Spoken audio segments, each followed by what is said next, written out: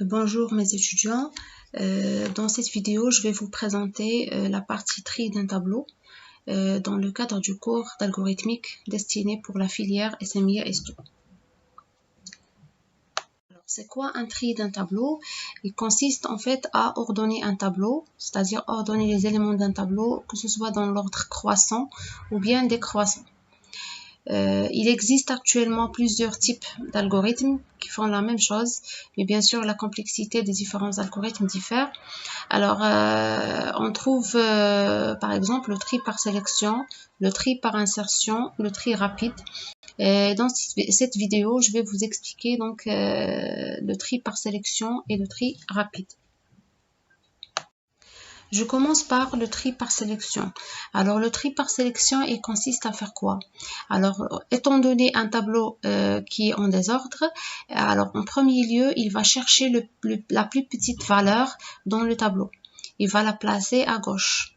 Ensuite, il va prendre les éléments à partir du deuxième élément vers la fin d'élément. Donc, c'est le sous-tableau. Il va chercher ensuite la plus petit élément. Donc, le plus petit élément, il va le mettre donc en deuxième position. Ensuite, il va chercher à partir de la troisième position, il va chercher le plus petit élément. Il va le placer en troisième position et ainsi de suite.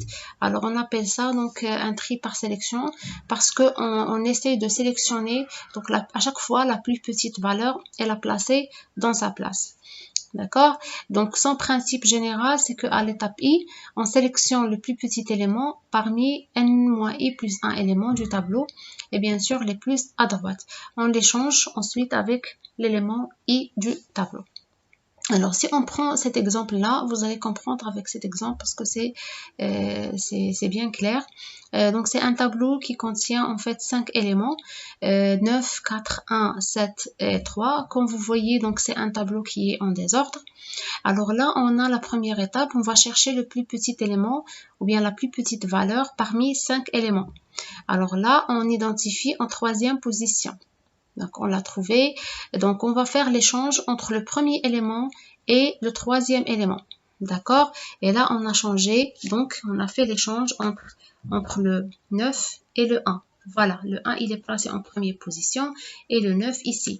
Alors là, on est sûr et certain que le 1, c'est la plus petite valeur. Donc, il est bien positionné à gauche. La deuxième étape, on va chercher ensuite le plus petit élément, mais cette fois-ci, c'est pas sur tout le tableau, mais uniquement cette partie du tableau. D'accord? Donc, dans cette partie du tableau, la plus petite valeur, c'est la valeur 3. D'accord? Alors, qu'est-ce qu'on va faire? On va faire l'échange entre la deuxième position et le 3. D'accord? Voilà, le tableau abouti. Ensuite, on va chercher la plus petite valeur dans le sous-tableau constitué de 3 éléments. D'accord? 9, 7 et 4. Alors, on va faire l'échange par la suite. Donc, c'est la valeur 4. On va faire l'échange entre 9 et 4. D'accord?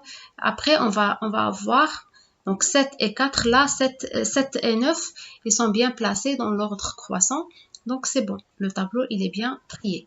Alors, voilà. Donc, ça, c'est le principe général du tri par sélection. Donc, à chaque fois, on sélectionne la plus petite valeur et on la place à gauche. D'accord?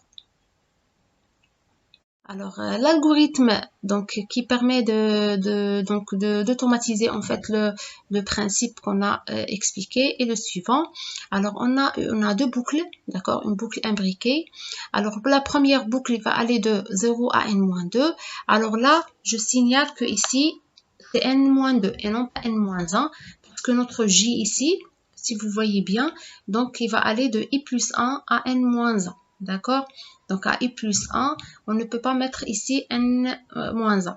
D'accord? Alors, on va garder donc notre indice plus petit élément. Donc, on va le garder dans cette variable. Après, donc, pour j allant de i plus 1 à n-1, on va faire là, c'est le traitement qui permet d'effectuer ou bien de faire la recherche de la plus petite valeur. D'accord?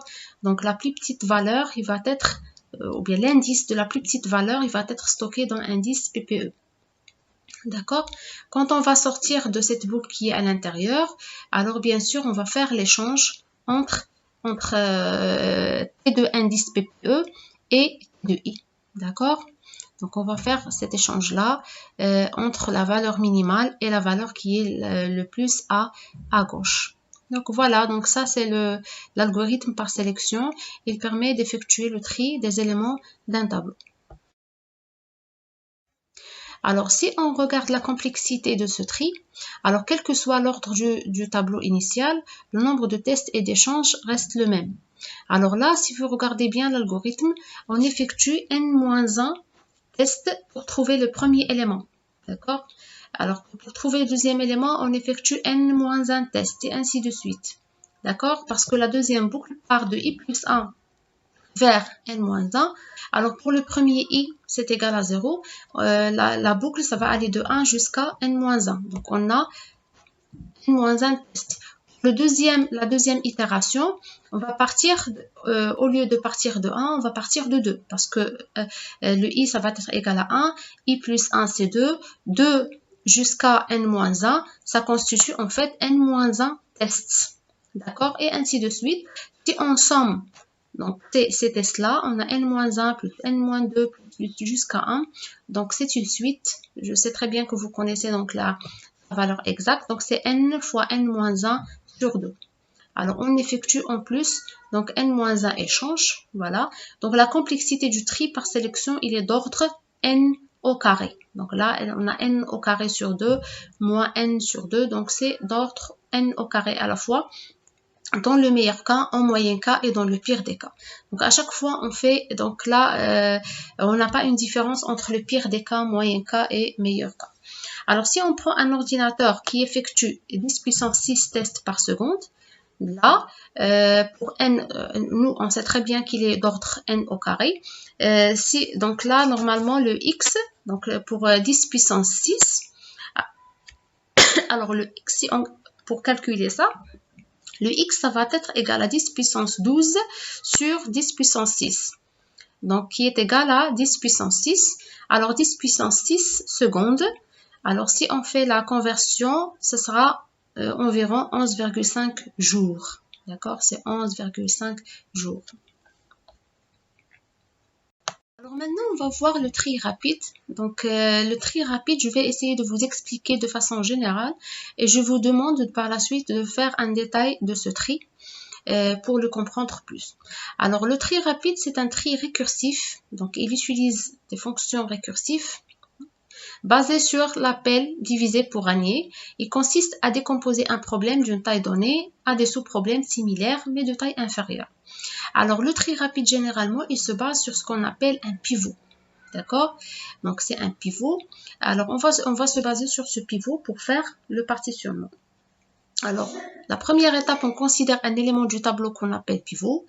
La deuxième étape, on partitionne le tableau en deux sous-tableaux, les éléments inférieurs ou égaux à pivot et les éléments supérieurs à pivot. On peut placer ainsi la valeur du pivot à sa place définitive entre les deux. Donc, à chaque fois, le pivot, on le place à sa bonne place. D'accord? On répète récursivement ce partitionnement sur chacun des sous-tableaux créés jusqu'à ce qu'il soit réduit à un seul élément. Alors, pour comprendre bien, voilà la procédure. Donc, c'est une procédure qui permet de faire le tri. On passe le tableau en paramètres. Bien sûr, ça doit être par adresse parce qu'on là, on est en train de changer les valeurs d'un tableau. Et on a le P et le R, ils sont placés aussi en paramètres.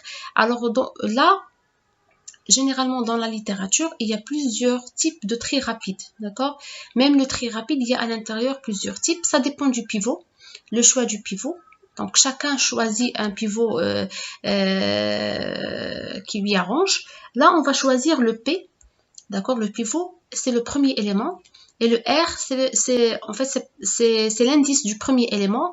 Et le R, c'est l'indice du dernier élément. D'accord? Alors, si le P est inférieur strictement à R, alors on va appeler partition, la procédure partition. D'accord? Ensuite, tri rapide. Et là, on passe en paramètre donc le T, le P et le R et le Q. D'accord? Donc, Q, c'est une variable qui est là. Par la suite, on va voir donc la définition de chaque procédure. Donc, à chaque étape de récursivité, on va partitionner le tableau T de PR en deux sous-tableaux. tel que chaque élément de T de PQ-1 soit inférieur ou égal à chaque élément de A. Alors là, je vais pas vous détailler donc l'explication de cette procédure. J'essaie de vous expliquer uniquement le principe. Essayez de comprendre le principe. C'est ça l'essentiel. Là, donc là, je vais vous demander d'essayer de voir cette procédure et essayer de voir si vous arrivez à la comprendre. Bien sûr, faites attention, toujours le P, on a dit que c'est l'indice du premier élément et le R, c'est l'indice du dernier élément. D'accord? Je vous demande là de faire des commentaires sur chaque ligne, d'accord, de cet algorithme pour voir ce que vous avez compris, le principe de cet algorithme. D'accord? Alors, la complexité généralement du tri, dans le pire des cas, il est O de n au carré. Du tri rapide en moyen cas, c'est O de n log de n. C'est pas la même chose comme le tri par sélection. Donc là, le tri par rapide, ça diffère la complexité. Ça dépend donc est-ce que c'est un tri dans le pire des cas, ou bien en moyen cas, ou bien dans le meilleur cas. D'accord?